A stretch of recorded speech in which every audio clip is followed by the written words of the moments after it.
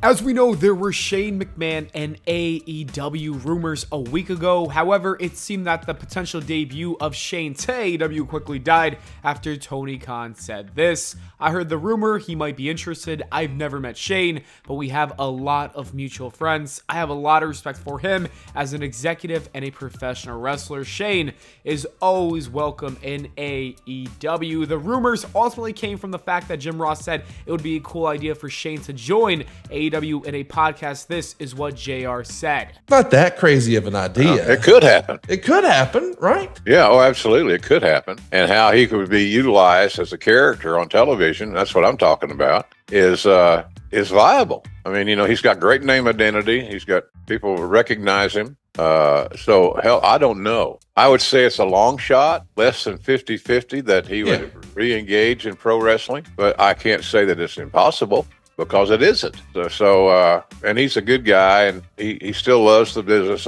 He called while my last hospital stay. He stayed right on top of it, and he's a sensitive guy. He takes after his mother, and that's a good thing, because she's a nice lady. Just when it looked like that this was nothing more than just a random topic on a podcast, a new report came out last night saying that Mercedes and Shane McMahon actually were talking about AEW with each other at an airport. PW Insider said this. According to multiple sources, Mercedes Moné was seen this morning with Shane McMahon at LaGuardia Airport in New York City.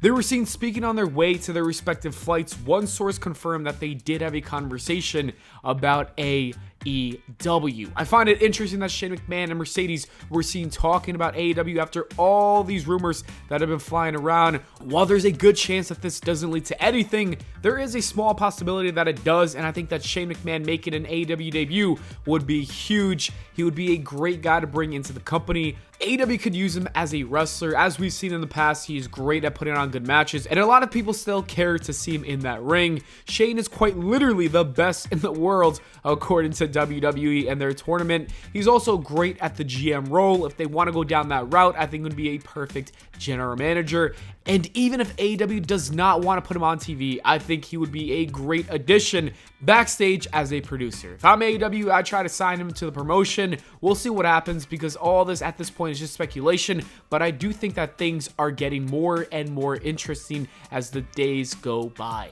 Speaking of Mercedes, she spoke in more detail about how difficult it was trying to film for The Mandalorian while she was in WWE. She even went as far to say that WWE tried so hard to not make her do the show. This is what she said in the interview. And I love WWE, but they tried so hard to not make me do The Mandalorian and put me on house shows when I was supposed to film, and it was pulling teeth.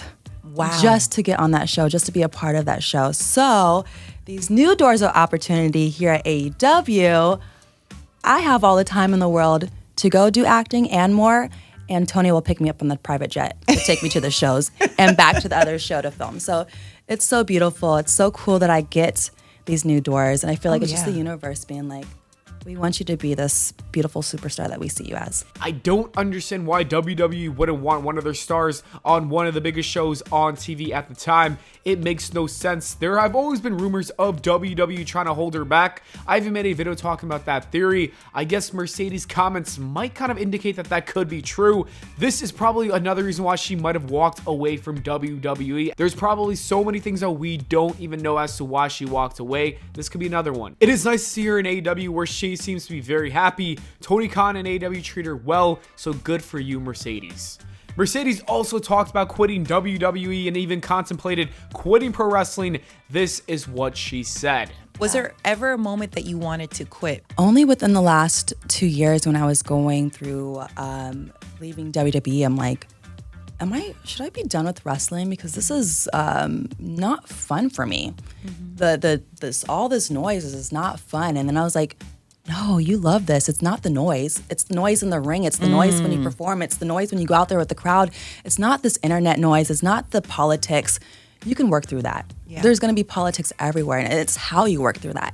And it's really how I grew from a legit boss to a CEO. I wanted to be a CEO of my own life. I wanted to take control of my life and my career. So 2 years ago, I was really questioning myself if I should still do this. And I was like, no, you're amazing, and you still have so much more to give and do. that you can't quit on your dreams now.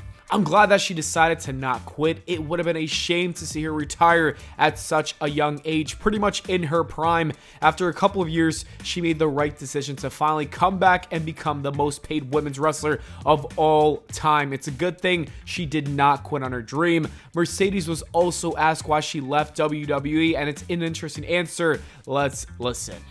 What was the reasoning that you left? There's so many reasonings. Oh, okay. But the biggest thing is just listening to my heart and my soul. Something didn't felt right that day. How we were talked to didn't settle in my heart. And I just instantly knew, like, if I wasn't going to take control of my life right here and now, then I was never going to be happy there by having someone talk to me the way that they do, or feeling like you just don't belong. Like, okay, I've been doing this for 14 years, and to feel like this low, my soul's like, get up, go. That's a big decision, though. It was the hardest decision. I mean, WWE was always my dream when I was 10 years old. So to be with that company for 10 years and to walk out was the hardest decision I've ever made in my whole life. But it's now the greatest decision I've ever made, because where I am today, just know that there's so many doors, there's so many keys waiting for you to grab to go open those doors and opportunities. So you have to go out there and get it. It's clear that WWE disrespected Mercedes and Naomi that night on Raw. Honestly, it seems like this was building for a lot longer than just one night. If I'm being totally honest with you, Mercedes must have really felt like she wasn't being treated right for a while. And while leaving seemed like an impossible decision, I'm glad she did it, because it led to what she says is the best chapter of her life. As long as she's happy, that's all that matters at the end of the day. And finally, here's Mercedes talking about how she felt after she injured Paige in 2018 when she got a lot of heat from the fans. What did you think when there was talks about you being an unsafe wrestler? I think it was in reference when you and Paige were wrestling. This was years ago. Yeah. Were you saddened by it? Were you I was so depressed by it. I feel like, when was that? In 2018 or 2017? That definitely sent me on a spiral of depression, because of wrestling has always been my biggest goal and dream, and I've always wanted to be the greatest at it. So to hear any kind of noise that people might not think you're safe, or it wasn't even the boys in the back, it's just the fans thinking you're not safe. Yeah. It's scary sometimes, but that's the business that we're in. Yeah. You never know when you're going to get hurt. You never know when you're going to sprain something, break a neck, break a knee. It's the business. Yeah. You have to go out there knowing that you're going to put your life on the line. But we do everything we can to protect each other.